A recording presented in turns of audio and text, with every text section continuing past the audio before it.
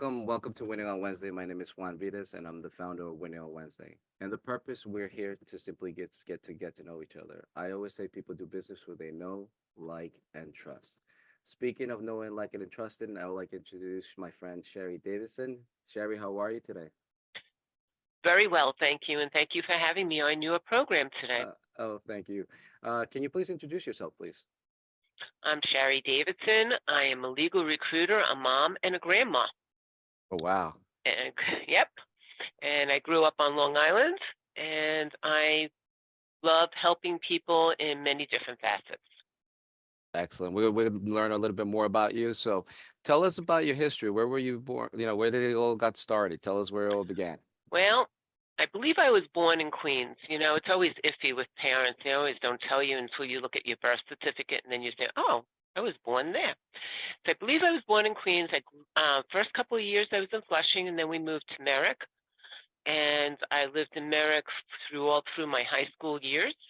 Then I ended up going to the University of Buffalo, met my husband, and stayed there for a couple of years. The next thing I know is I was traveling down to Houston, Texas. So I kind of after him, and we've been married since '79. Wow, that's a long time. So, did you, as your kid, did you have any aspirations of what you wanted to become? Any ideas? I knew I didn't want to get married, and I'm glad that I did. No, I remember that being saying I'm never going to get married, but now I'm glad that I did. Have a gorgeous daughter and grandchildren because of it. But aspirations, I always was a helper, and I loved art. I was a very did a lot of arts and crafts and drawing and things like that. So at one point, I wanted to be a art therapist. An art therapist helps people express themselves that can't always express themselves through their own voice. They use art as the medium to doing it. Wow. Yeah, it's wow. That's yeah. It takes a lot of patience to do that too, as well. It Yeah. takes require a lot. So, but and what any other interest or hobbies? I mean, we talked about that before. Interest, basically, I love life. I love working with people. I love watching people. I love watching trends. Hobbies, on the other end, I'm very creative, and I use that through everything that I do. I love seeing and growing things, or making things and having an endpoint and seeing something. So that's some of the things that I enjoy doing. And I also enjoy movies, friends, family. So tell us about your first real job and then your journey from there on what from your first job to what you're doing now and that journey. Can you take us on that? Sure. My first real job was on Wall Street. I worked for Lehman Brothers. And it was kind of interesting, being like one woman with 100 men around you. And this is the early 80s. So, the pound me too and everything, I still can't wrap my head around that because we paved the way.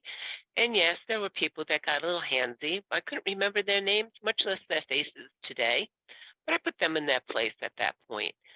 But going back to Wall Street, I really enjoyed it. It really taught me self-confidence, being able to stand up for myself, being able to look at the world from a different angle. Um, the floor that I was on through Lehman Brothers, our minimum trade in the 80s was $10,000. And many times I was the one collecting the margin calls and the money on that. So it really made me understand that a lot of financial planners, not all, please, I don't want anybody to get mad at me, just read a piece of paper and sell that way. So to this day, I can't use an elevator pitch I cannot read exactly from a paper when I'm talking it's very authentic. I want to be able to tell people what I'm expressing and not reading a script. So that's one thing I learned about Wall Street. Then I ended up going and working. Believe it or not, I sold Tupperware. And matter of fact, I think my manager lived in Oceanside of all places. But Tupperware was great. I need zipper seals. I never thought I would sell Tupperware, but I made it my own. And here's what I'm talking about: creativity. I'm not the one who's going to do the games, and I also thought it was degrading to women doing relay races with men's underwear for a piece of plastic. So that really bothered me. However, I was one of the top salespeople, and I didn't play those games. I did something with raffles.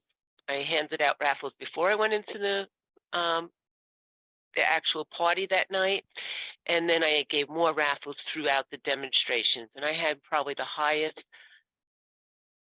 paid, what's it called, parties because of that.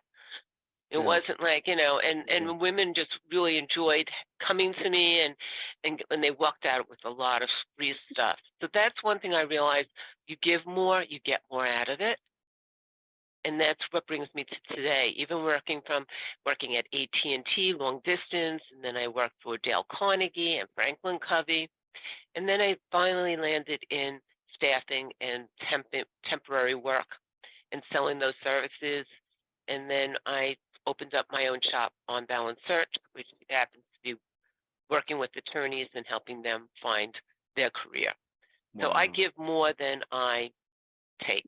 Yeah, well, your experience. I mean, that has been your your experience. I mean, your knowledge. I mean, that's what you've learned and prepped you up to what you're doing now. I mean, from Wall Street to, I mean, I didn't even know you went to Dale Carnegie. I mean, that's like, wow, that's pretty cool. Yep. That's pretty cool. Here's one other thing that you don't know about me. I'm probably over 10,000-hour yoga instructor. Oh, Okay. At one point for 10 years, I had over 100 students a week coming to me. Plus, I was working full time and raising my daughter with my husband. So it was a lot at that point, but I actually use a lot of that. I'm also a hypnotist as well as an NLP practitioner and a wow. Reiki and Karuna Key master. So Wow. I use all of this when I work with my candidates. Well, Sherry, you can appreciate this is like in the legal term, as they say, e-discovery. We're finding out a lot of stuff, through each other, but they want to do it. I'm just joking. I mean, that's funny. No, it's okay. That's a legal joke. It's a legal joke. It's a legal joke. People Yeah. get it. But it's all good. Wow, that's a pretty cool stuff that there's a lot of stuff that we're learning, and I'm learning too. And I know Sherry for a while now, and it's just wow, it's pretty cool that we do these interviews that we learn from each other. So it's pretty amazing. Thank you for sharing that. And is there anything right now, I like to say the golden nugget moment, right? The golden nugget is where if there's anything you want to leave behind that can help somebody better their career, be a better business person, just to give them a hand, is there any piece of advice that you learned from, your experience from Wall Street to what you're doing now? Anything that you learned that you want to leave behind? Ask questions. When you don't know, there's no such thing as a dumb question. I really do believe that. And just recently, I've asked a question of a client of mine, and it's going to lead me down another path, which I've been looking for those answers. But somebody appeared in front of me, and the opportune time, I asked the question. So, especially if you're young and just starting out in legal, and you're an attorney, just getting a job to get a job, to get experience does not help you in the legal profession. It will typecast you. However, if you can talk to the alumni and ask questions and find out how they got from point A to point B and what their thoughts are, that might help determine where you want to be in your career 10, 15 years later. Just don't assume, ask questions. Yeah, I like that. Great advice, great piece of advice, because as to your point, the more informative you are, the better you are to handle that situation. And I remember when I first started, my career, I didn't know better. And I used to be always nervous, anxiety, scared. And it's part of the natural process because you don't understand, you don't know, you fear the unknown, right? So the fact that you prepare yourself, you educate yourself, and you speak to experienced people like yourself and other Absolutely. people, I think that definitely helps bring down or tone down the stress and anxiety that you would normally face in a normal setting. I would totally agree with you 100% on that. So that's And great. Juan, you said something very interesting, like you didn't know. None of us knew. I mean, I want to say when we were growing up, and I'm much older than you. When we were growing up, the guidance counselor was there just to, I don't know, give us lollipops. They really didn't do anything in school. They might have helped us figure out a couple of colleges, and then when you got to college, you were just taking courses because this is what you were told to do. There are a lot of people around us, family members, friends. Social media is great now. You can literally go out and ask questions. There's a new social media site called Fishbowl, and it sounds like I joined it, but I'm really not sure about it. But it's basically people asking questions of trusted advisors for their careers and things like that. And I think that's really important today because people need to set themselves up from day one. Yeah. And especially now, where technology and if it's accessible in their fingertips, where I always say a joke where, I had to go to the library and look up the Dewey Decimal System and catalog. That was my Google back then. And Yeah. the trip, and we had to put the work because I had to go schlep to the library to go Yep. go on the bus, pay to get on the bus just to get information. And now people have it in the fingertips, just that it's truly amazing how they have accessible for information, and I think that's how the newer generations just expedite. We start seeing a lot more stuff, and it's truly amazing to see what's going to happen. So, now I want to talk about networking groups. Do you belong to any networking groups, organizations, or any spheres of influence? Yes, I do belong to USA 500 Club is one. Winning on Wednesdays, I plan on joining. Yes, thank you. I've just started Lunch Club, not sure about that one. And I am very much involved with the American Heart Association, the Charitable Trust group, part of that, as well as the MS Society. I've spoken to the MS Society several times for their Lunch and Learn. Wow, American Heart Association. As you know, I served 5 years on the board of directors of the Long Island American Heart Association. So for me, it was just definitely a pleasure to, learn so much of what they do. And it's one of the oldest non-for-profit organizations in this country, and what they do and save lives. I just always want to say thank you for the American Heart Association out there. So My learn so pleasure. much. Yeah, learn so You know, much. Just to give it a little bit of a plug, when I started with the American Heart Association, we were just talking about the heart. Now we're talking about diabetes, we're talking about dementia. I mean, there's so many things that are Well, touching what's yeah. going on in the American Heart Association. So people really should pay attention to it. Absolutely. One of the things that when I was on the board, our initiative was talking about food deserts and how, there was accessibility for fresh vegetables and eating healthy, for the local bodegas or the delis. Unfortunately, they just don't have the refrigeration systems to some of them to hold the fresh fruits and vegetables where it's mostly needed. But Right. then that's why you have all the garbage that they have, the preservatives, all natural, just this chemicals and the fillers and cheap, all the cheap foods. Unfortunately, they're cheap because of the chemicals and the Well, preservatives. yeah, the preservatives. Yeah. And as a matter of fact, we were looking at one of the initiatives that was to help schools create vegetable gardens and patches, because some kids Yes. didn't even know where a carrot came from. So I just recently found this out. I want to share this information with you and everybody. And it took me 47 years to learn that to eat fruits and vegetables. Why the importance of eating fruits and Mhm. vegetables. So okay, so what I found out, when you drink water, right, water just goes right through you, right? But a lot of water is in vegetables and fruits, and there's a lot of fiber and electrolytes in foods and vegetables. So it takes a lot longer for the food, and you're able to retain the water and stay hydrated more if you eat your fruits and vegetables, because it takes longer to break down the water, as opposed to just drinking a glass of water. I mean, yes, you're supposed to drink water, but I'm just saying eat your fruit and vegetables more now than ever, because you want to stay hydrated. So I say eat your fruits and vegetables to stay hydrated. I agree with you on that. See, I totally agree with you you on see, that. I didn't know this, and now it took me 47 years to find out to eat my fruits and vegetables. That it's good for you. Okay, so when we were growing up, cereal was the number one thing that you should be eating. And it's the whole food chart and what was important to eat is not what it is now, and that was driven by big companies and the Yep. farms and everything. And I get it because they And needed to make a living. So you got to really be an advocate for yourself and a really do hundred, the research. 100%. And the last thing, defibrillators, they put all the defibrillators in school. So I Hmm. was part of that, raising funds for that. So it was always my pleasure to be on the board. And I always say, thank you so much for the American Heart Association. But I wanted to discuss about your service. What do you do? So we got to talk about your company. What is On Balance Services? Search consultants. Okay. Tell us about that. I'm a legal recruiter, sometimes called a headhunter or even talent scout. But really, how I work, and I work differently than other agencies or staffing agencies.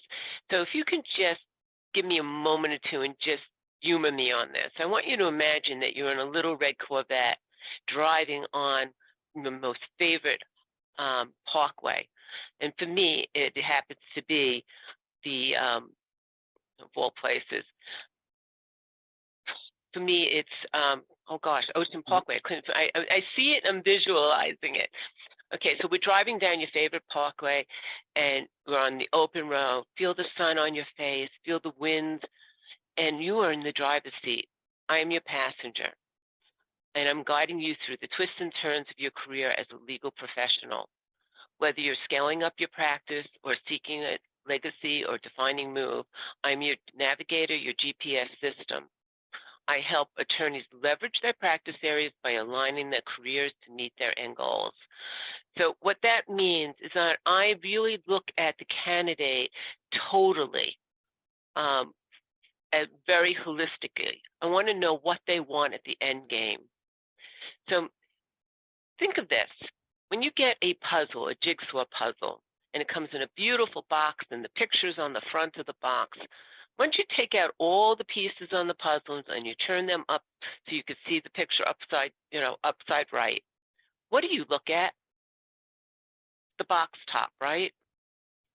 And that's your end point, is to make this beautiful, all these thousands of pieces to look like that beautiful. So I want to know what your box top is.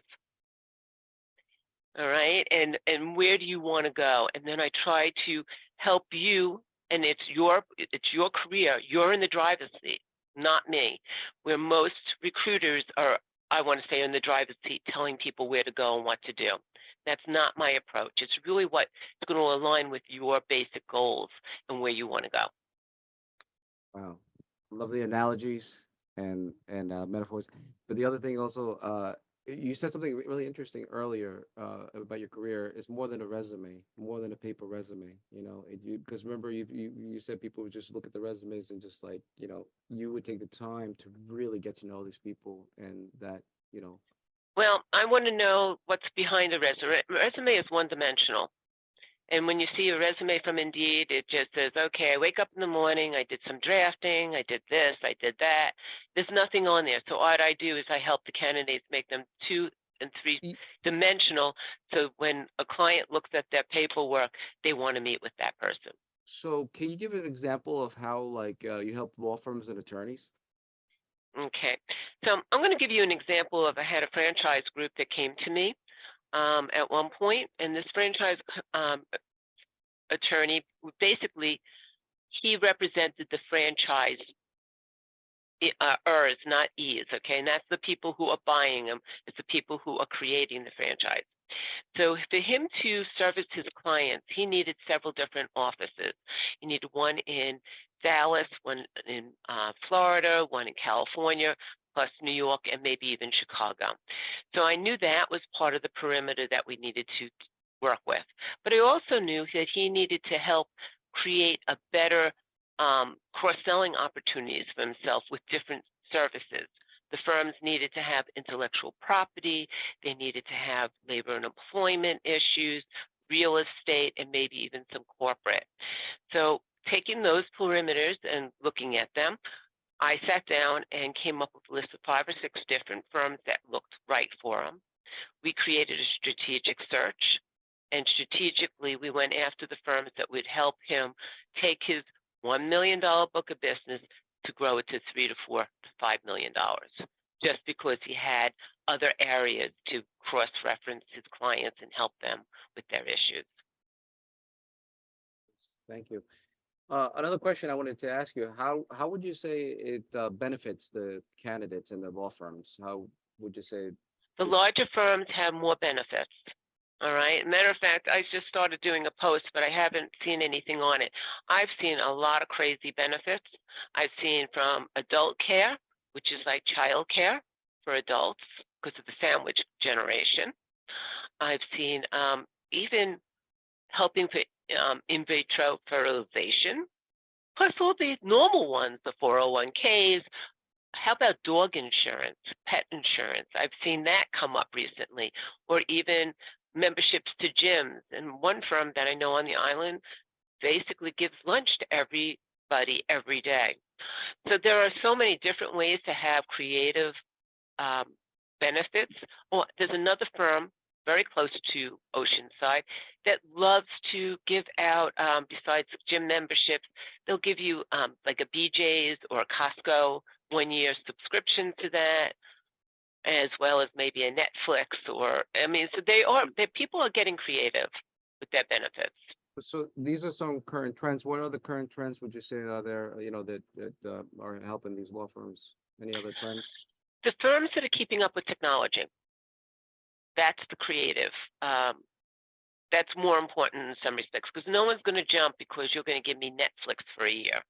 That's not going to do it. But if you have ways to work with technology in and out of the office, even though most of there's an article coming out this week on LinkedIn that basically hybrid and virtual positions are kind of not existing anymore.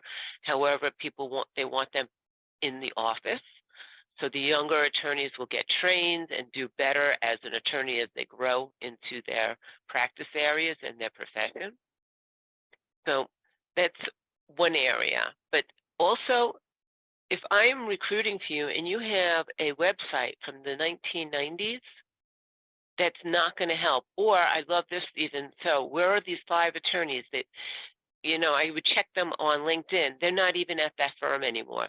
So those who are not keeping up with their websites, keeping up with the trends of it, really is a turnoff to a lot of younger associates that are going to be part of the firm.